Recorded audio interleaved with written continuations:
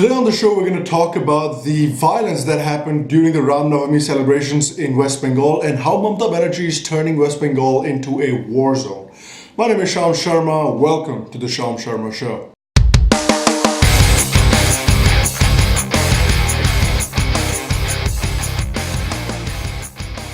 Hello, and welcome to another edition of the Sham Sharma Show. Thanks very much for joining me today. Thanks very much for watching. I appreciate you. Alright, again guys, just a little bit of housekeeping. If you are new to the show, if this is the first episode of the show that you're watching, and if you enjoyed today's episode, please make sure to like the show and please make sure to subscribe to the show's channel down below. And if you have watched the show before, and if you haven't subscribed already, if you are enjoying what we do here, please make sure to subscribe. Okay, so Ram Navami processions across the country have generally been pretty peaceful and generally been pretty merry, but unfortunately, there aren't a lot of things peaceful and merry in West Bengal these days. So it was recently reported that the Ram Navami stage that was set up during Ram Navami was attacked and set on fire by a bunch of Trinamool Congress goons in the city, in the town of Burdwan. The trouble also began when in the Hill Basti area, a bunch of people started stone pelting at the Ram Navami procession that was passing through the area. Of course, when the stone pelting started, the people who were part of the procession also got angry and there was a clash that ensued between two different communities. But the problem here was that it is being widely reported by a bunch of people on the ground in West Bengal that the police are often asked to deal with the Muslim community differently than it is asked to deal with the Hindu community. So it was asked to shut down the Hindu community with as much force as they needed. But when it comes to the Muslim community, a lot of people were saying that the police is asked to deal with a soft hand. But there was a violence clash between the people who were getting into the altercation and the police, and a bunch of people got injured. One man was killed, and also some police officers were very seriously injured. Nababul Supriyo, who is a BJP MP in West Bengal, he tweeted out a video that there were people who were arriving to the procession in vehicles and they were carrying choppers and knives and sticks with them. And he also provided a video talking to some of the locals in the area who were saying that the Mamata government is completely in cahoots with the Muslim community on this matter. But at this point, you might say that there were some rallies that were taken out by the BJP and by the VHP, the Vishwa Hindu Parishad, that were carrying arms and choppers and swords themselves. And Sham, do you condone that? And my answer to that is no, I do not condone that at all. I do not think that in a religious procession there should be arms and weapons and attempts to intimidate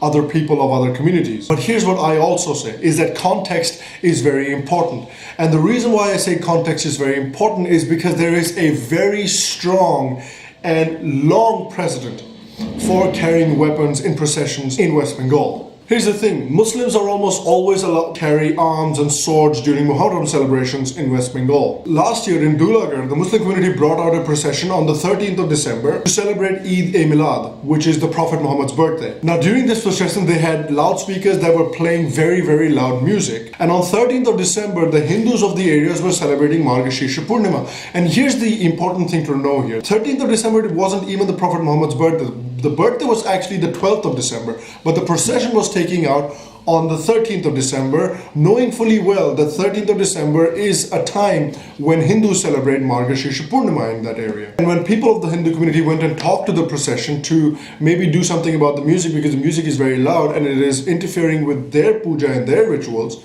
of course, this led to the Muslim community and people in the procession getting angry, and that led to people getting attacked with sticks and choppers and a bunch of shops being burnt down. Well, now, one of the people who observed the violence said that why would people participating in a procession to celebrate the birthday of the Prophet carry sticks, choppers and other lethal weapons as well as bottles filled with acid? And this is not something new. This happened in Basirhat as well, where a 17-year-old apparently wrote something about the Prophet Muhammad on Facebook, and this angered the Muslim community so much that they showed outside his houses again with knives and sticks and choppers and were threatening to kill him. That whole post led to another series of violence where a bunch of people were hurt and a bunch of shops were burnt down by the Muslim community. And this is not something new. Catch News reported that after Mamata Banerjee came into power, the number of communal incidents in 2013 had gone up to 106. And the previous 5 years before the Mamata Banerjee government came into power, they had seen about 16 to 40 communal incidents. Even in 2016, you've had incidents like the Malda riots, you had incidents like the Ilam Bazar violence, you had incidents like the Hazi Nagar clashes, you had incidents like the Dhulagarh clash.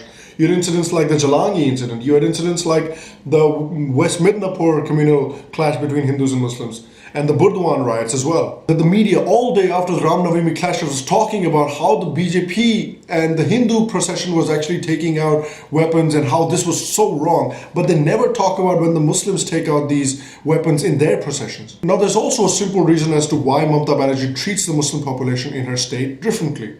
It's because Muslims make up nearly 26% of the population in West Bengal, and if you add the illegal immigration from Bangladesh into West Bengal as well, that number rises to around 30 to 32%. Now that is a huge vote base, and Muslims generally in a lot of elections around India tend to vote as a bloc, especially for Mamata Banerjee's Trinamool Congress. Now look at it this way, if the Muslims vote for Mamata Banerjee as a bloc, all 30% of the population votes for Mamata Banerjee as a bloc, and Mamata Banerjee can get some floating Hindu votes as well, and the rest of the Hindu votes get divided between the BJP, the Congress and the left, then that gives Mamata Banerjee an easy victory. There are numerous other examples of the partiality that is shown by the Mamata Banerjee government to the Muslim community. For example, we all remember last year when she banned the immersion of Durga during Vijay Dashmi and the day after that because it would also coincide with the Muharram celebrations. And of course, she removed that ban after there was a national outrage, and this news really caught fire on social media. And even the Calcutta High Court came down heavily on that decision by Mamata Banerjee, and they said that there has been a clear endeavor on the part of the state government to pamper and appease the minority section of the public at the cost of the majority section without there being any plausible justification.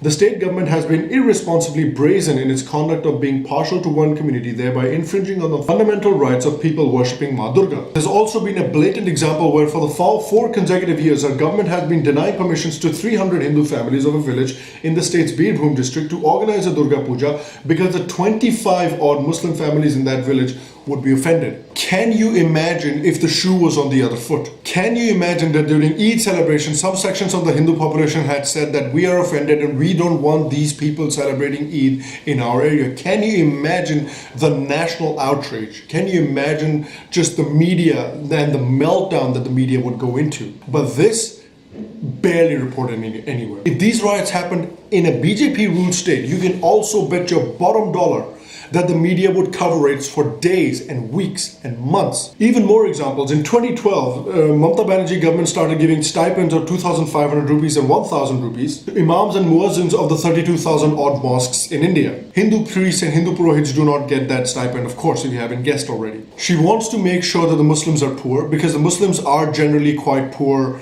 in West Bengal and they're generally less educated than other sections of the society in West Bengal. And it behooves the Mamata Banerjee government to keep the Muslim sections that way.